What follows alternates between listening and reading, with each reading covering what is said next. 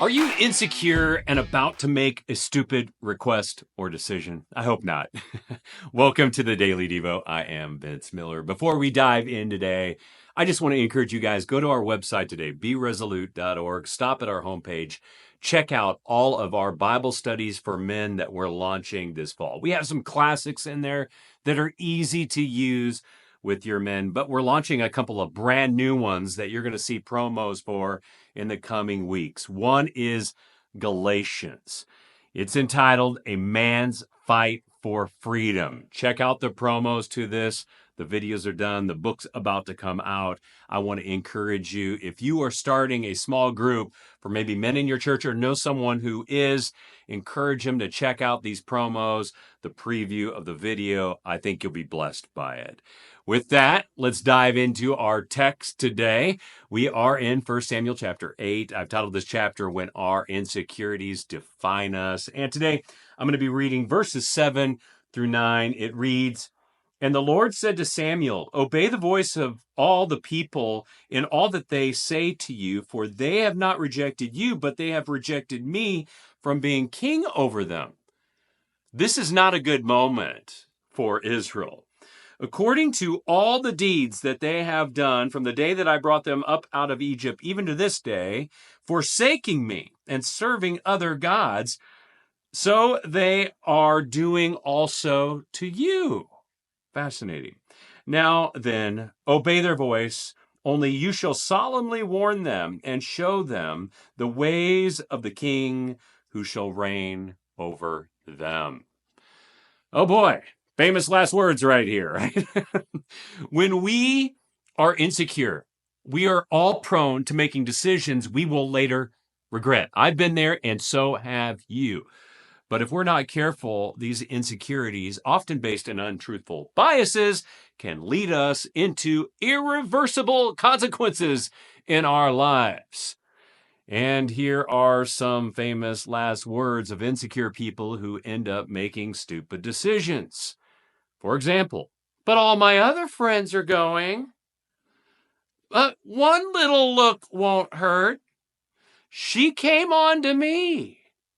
"It's just one little lie," and so on and so on and so on. And I put a big list of these famous last words for you below because you know you've said one of these things. We all have, haven't we?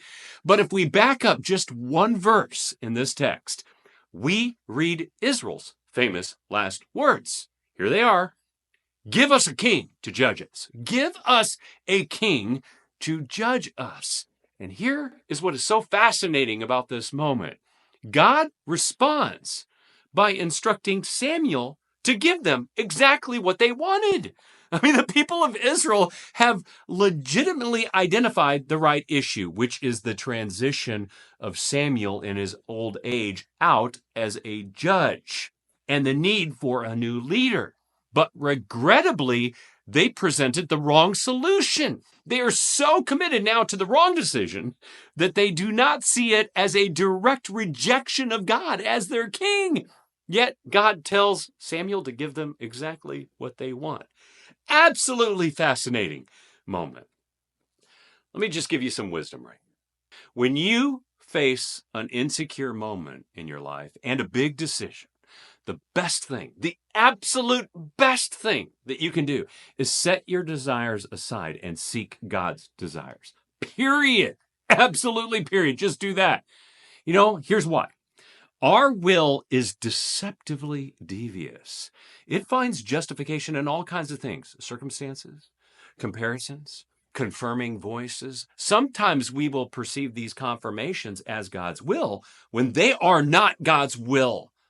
We might be confusing our will with God's will, and God might even give you over to your will because that is what you want so desperately. So get a little wiser today.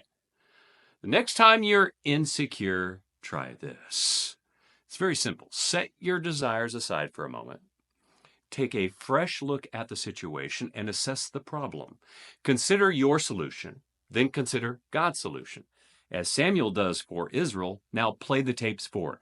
Play out God's will, play out your will, and then compare the outcomes. And maybe next time in your insecurity, you won't make the same stupid decision that Israel does right here, that actually changed the course of their history forever. I love you guys. I pray this has blessed you. If it has, share it with someone else, and I'll see you right back here again tomorrow.